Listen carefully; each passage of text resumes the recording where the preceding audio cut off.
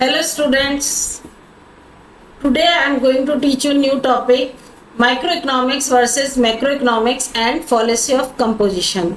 समष्टि अर्थशास्त्र बनाम व्यष्टि अर्थशास्त्र तथा समष्टिगत विरोधाभास। इसके अंतर्गत मैं आपको बताऊंगी समष्टि अर्थशास्त्र क्या है, व्यष्टि अर्थशास्त्र क्या है। इसमें मैं संक्षेप में आपको इन दोनों के बारे में बताऊंगी और साथ साथ ही मैं बताऊंगी कि किस प्रकार समष्टिगत विरोधाभास की स्थिति उत्पन्न हो जाती है। जैसा कि पिछले वीडियोस में आपको मैं ये सब चीजें बहुत डिटेल में मैं बता चुकी हूँ।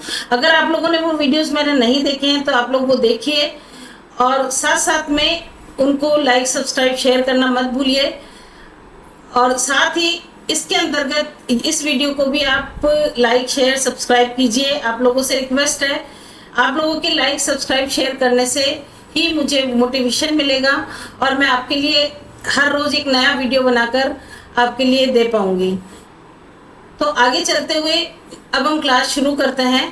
Micro economics versus macro economics and fallacy of composition means व्यष्टि अर्थशास्त्र बनाम समष्टि अर्थशास्त्र तथा समष्टिगत विरोधाभास। As you already know, there are two branches of economics, microeconomics and macroeconomics. Microeconomics studies the economic behavior of individual units, consumers, firms and households. मतलब व्यष्टि अर्थशास्त्र जो है वो है व्यक्तिगत इकाइयों, उपभोक्ताओं, फर्मों तथा परिवारों के आर्थिक व्यवहार का अध्ययन करता है।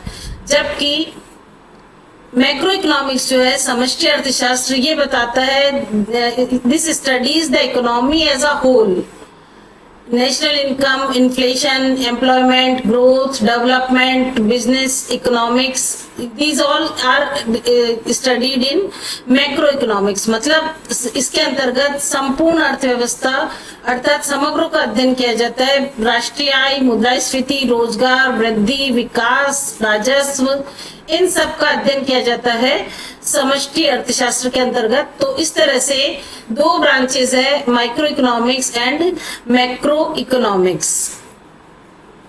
Now see micro economics, the branch of economics that examines how individual consumer and firms make decisions to allocate limited resources। अर्थशास्त्र की वह शाखा जो अध्ययन करती है कि किस प्रकार सीमित संसाधनों का आवंटन करने हेतु उपभोक्ता फर्म निर्णय लेते हैं।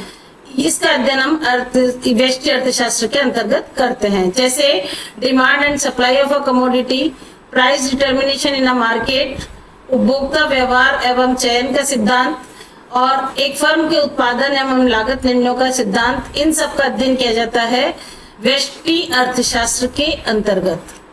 तो अर्थशास्त्र की वह शाखा जो व्यक्तिगत इकाइयों का अध्ययन करेगी वो सूक्ष्म अर्थशास्त्र या व्यष्टि अर्थशास्त्र कहलाएगी। Next है macroeconomics, the branch of economics that examines the economy as a whole using aggregate measures rather than individual ones। अर्थशास्त्र की वह शाखा जो व्यक्तिगत के बजाय समग्र मापों का उपयोग करती है और संपूर्ण अर्थव्यवस्था का अध्ययन करती है। इसके एग्जाम्पल है नेशनल इनकम एंड आउटपुट, राष्ट्रीय आय और उत्पादन, इन्फ्लेशन, मुद्रास्फीति, सामान्य मूल्य स्तर, employment, economic growth, fiscal and monetary policy अर्थात आर्थिक वृद्धि, राजकोषीय एवं मौद्रिक नीति, रोजगार और बेरोजगारी, इन सब का अध्ययन किया जाएगा मैक्रो इकोनॉमिक्स के अंतर्गत। नेक्स्ट देखिए आप दोनों का कंपैरिजन, तुलना, micro economics versus macro economics. यदि हम देखें तो इस अर्थ जो है इसमें व्यक्तिगत आर्थिक इकाइयों का अध्ययन है, इसमें संपूर्ण अर्थव्यवस्था का अध्ययन है। This studies the individual economic units, but this studies the economy as a whole। Scope जो है इसका सीमित है और इसका स्कोप बहुत विस्तृत है, बहुत कॉम्प्रिहेंसिव है। उसके बाद टूल्स जो है इसके हैं individual demand, supply, cost curve, production curve, these are tools of the macroeconomics and tools of macroeconomics are aggregate variables, aggregate functions, these are the tools of macroeconomics। Example है जैसे price theory, income theory, ये सब example है micro economics and macro economics के। Now the topic policy of composition अर्थात समष्टिगत विरोधाभास। तो समष्टिगत विरोधाभास ये बताता है कि जो किसी एक भाग के लिए सत्य है वो हमेशा जरूरी नहीं है कि वो समग्र के लिए भी सत्य हो। What holds true for a part may not hold true for the whole। मतलब the fallacy of composition is the error of assuming that something true for individual as a part must necessarily be true for the group और the whole as well. मतलब ये समष्टिगत विरोधाभास एक त्रुटि है जिसमें जिसके अंतर्गत यह अध्ययन किया जाता है कि जो व्यक्ति के लिए सत्य है वो हमेशा जरूरी नहीं है कि वो समूह के लिए भी सत्य होगा। मतलब हम कह सकते हैं कि जैसे कई बार ये सत्य होता है लेकिन कई बार ये सत्य नहीं होता।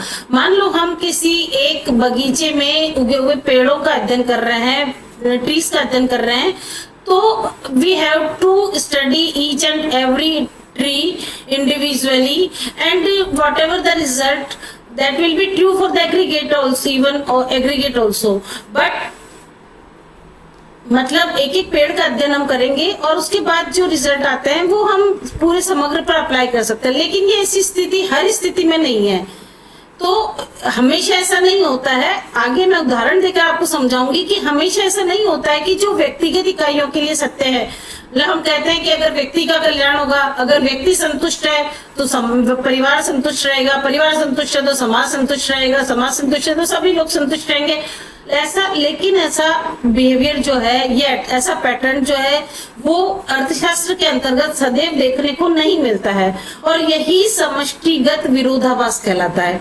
तो समष्टिगत विरोधाभास बताता है कि बहुत सारी स्थितियों में व्यक्तिगत इकाइयों के लिए जो चीजें सही है वो हमेशा समष्टिगत स्तर पर सही हो ऐसा जरूरी नहीं है। जैसे मैं एग्जांपल आपको दे रही हूँ कि द फार्मर्स पैराडॉक्स, मतलब किसानों का विरोधाभास। One farmers bumper crop raises their income, but if all farmers reap bumper crops or supply floods in the market, then prices crash and total farmer income may actually fall। मतलब एक किसान की खेत में बहुत अच्छी फसल होती है, उसकी आय बढ़ जाती है, तो या कुछ किसानों की फसल बहुत अच्छी होती है, लेकिन अगर आप सोचिए कि सारे किसान जितने भी फार्मिंग कर रहे हैं सबके अगर बहुत जल्दी बहुत ज्यादा अगर उपज हो गई तो ऐसी स्थिति में हो सकता है कि मार्केट में बहुत ज्यादा सप्लाई हो जाए और ये बहुत ज्यादा सप्लाई जो है वो प्राइसेस को क्रैश कर दे, कीमतों को एकदम गिरा दे। तो इससे टोटल फार्म का इनकम जो है वो घट भी सकती है। ऐसा हमेशा सत्य नहीं कह सकते। इसका दूसरा एग्जांपल मैं बताती हूँ, पैराडॉक्स ऑफ थ्रिफ्ट, मतलब मितव्ययिता का विरोधाभास। मितव्ययिता का विरोधाभास बताता है कि one person saving more build personal wealth, but if everyone saves more at once then total spending will fall and which can shrink national income and even total saving। मतलब एक व्यक्ति अगर अधिक बचत करता है, एक व्यक्ति अगर खर्चा कम करता है और एक बचत बहुत ज्यादा करता है, तो हम मान के चलते हैं कि उसकी व्यक्तिगत संपत्ति बढ़ जाती है। बचत को एक गुण माना जाता है, बचत एक अच्छा, सेविंग इज अ वर्च्यू, तो बचत को एक अच्छा गुण माना जाता है। और एक व्यक्ति बचत करता है या कुछ व्यक्ति बचत करते हैं तो उससे उस व्यक्ति की व्यक्तिगत सेविंग, व्यक्तिगत बचत उसकी बढ़ जाती है। लेकिन आप ये समझिए कि अगर सभी व्यक्ति अगर बहुत अधिक बचत करने लग जाए और खर्च ही ना करे, तो कुल खर्च ही गिर जाएगा अर्थव्यवस्था में। और इससे क्या होगा, उससे कुल मांग गिर जाएगी। जब कुल मांग गिरेगी तो इससे लोग उत्पादन कम करना पड़ेगा, लोगों को उत्पादन कम करेंगे तो रोजगार कम हो जाएगा, इससे देश की राष्ट्रीय आय कम हो जाएगी। तो कुल मिला के एक बचत जो मितव्ययिता का विरोधाभास उत्पन्न हो जाएगा। इसी तरह से अगर हम एक बैंक का एग्जांपल लें तो एक बैंक में अगर एक व्यक्ति अपने पैसे निकालता है तो कोई फर्क नहीं पड़ता, एक 1000 लोग पैसे निकालते हैं तब भी कोई फर्क नहीं पड़ता। लेकिन यदि आप ये सोचिए कि अगर एक बैंक में 1 लाख कस्टमर है और वो सबके सब अपने पैसे विड्रॉ कर लें तो क्या बैंक चल पाएगा? नहीं चल पाएगा। तो इसे कहते हैं समष्टिगत विरोधाभास। This is the fallacy of composition. तो ये दर्शाता है कि समष्टि अर्थशास्त्र सूक्ष्म अर्थशास्त्र का केवल योग नहीं है, बल्कि ये समग्र परिणाम जो है ये व्यक्तिगत परिणामों के विपरीत भी हो सकते हैं, व्यक्तिगत स्तर के परिणामों से विपरीत भी हो सकता है। इसीलिए ये पॉलिसी ऑफ कंपोजिशन इतना मैटर करता है। भाई हम ये कहें कि ये समष्टिगत विरोधाभास को इतना पढ़ने की क्या जरूरत है, तो इसलिए ये महत्वपूर्ण है क्योंकि ये व्यष्टि अर्थशास्त्र और समष्टि अर्थशास्त्र का अपने अपने जगह पर अपनी अपनी इंपॉर्टेंस को दर्शाता है।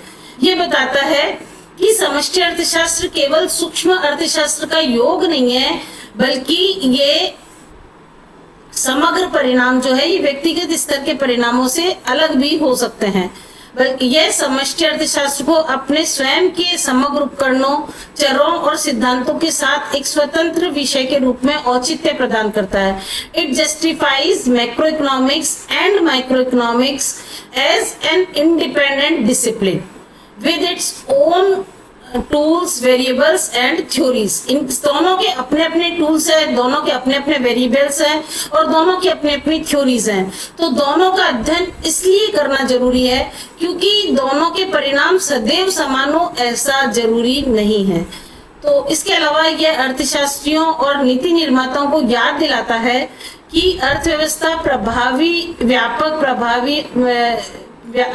व्यापी प्रभावों का विश्लेषण व्यक्तिगत तर्क से अलग किया जाना चाहिए। It reminds economist and policy makers to analyse economy wide effects separately from individual level logic. Means जो व्यक्तिगत स्तर पर जो लॉजिक दिए जा रहे हैं उनसे ये जो समग्र स्तर पर जो लॉजिक दिए जाएंगे वो अलग होंगे, इसलिए दोनों के लिए अलग अलग सिद्धांतों का निर्माण करना जरूरी है। तो स्टूडेंट्स, ये था आपके समष्टिगत विरोधाभास, पॉलिसी ऑफ कंपोजिशन। ये आपके कई बार आपके कॉम्पिटिटिव एग्जाम में भी पूछ लेते हैं कि ये क्या है। तो सिर्फ टर्म देख के डरना नहीं है कि ये क्या है। ये कंसेप्ट है जो बताता है कि व्यष्टि अर्थशास्त्र और समष्टि अर्थशास्त्र दोनों अलग अलग है, दोनों का अध्ययन करना बहुत जरूरी है। Both micro economics and macro economics are important at their place and study of both types of economics are necessary to understand the economy as a whole. So thank you very much। अगर आपसे एक बार फिर से request है कि आप मेरे videos को लाइक शेयर सब्सक्राइब जरूर कीजिए। और अगर आपकी कोई प्रॉब्लम है, अगर आपको कोई कॉन्सेप्ट समझ में नहीं आ रहा है या आपको किसी क्वेश्चन में दिक्कत आ रही है तो you can write in the comment box. I see the comment box regularly. अगर आपकी कोई प्रॉब्लम है तो मैं निश्चित रूप से आपकी उस प्रॉब्लम को सॉल्व करने की कोशिश करूंगी। स्टूडेंट्स, ये वीडियोस आपके लिए ही बनाए जा रहे हैं ताकि इकोनॉमिक्स आपको सरल से सरल भाषा में समझ में आ सके, तथा जो ये अर्थशास्त्र को एक सोशल साइंस का एक डिफिकल्ट सब्जेक्ट माना जाता है, इस भ्रम को दूर कर सकूं, यही मेरी कोशिश है और अधिक से अधिक विद्यार्थियों इसका लाभ मिल सके। Thank you very much.